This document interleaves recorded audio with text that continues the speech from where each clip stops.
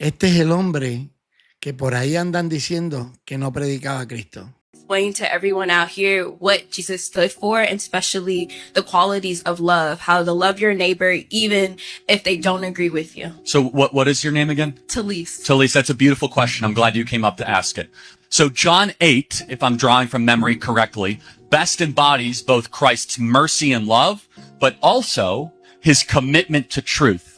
And sometimes in the modern gospel, we overemphasize the grace and we underemphasize the truth. Yeah. And so we are far too willing to say, hey, Jesus loves everybody, but we don't get to the second part of the conversation that says Jesus doesn't want you to live in sin. So this is, in John 8, it's best embodied, right? Almost every Christian in this audience will be able to tell you the first part of this, which is a bunch of Sadducees and Pharisees are standing around with rocks, and they're about to stone the prostitute woman. And Jesus comes up and says, let the first among you without sin cast the first stone. And everyone starts dropping the rocks. But what comes next shows that Christ is not just grace-focused, he's simultaneously truth-focused. He goes up to the woman who had a career in selling herself for sex and said, sin no more.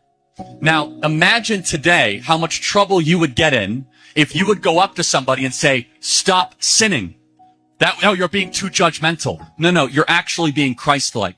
So Jesus stood. He was 100% grace and truth. And that tension is very hard in a modern world because we want to overemphasize grace when in reality Christ loves us too much to have us continue to live in sin. He wants us to try to elevate our actions to glorify God in all that we do.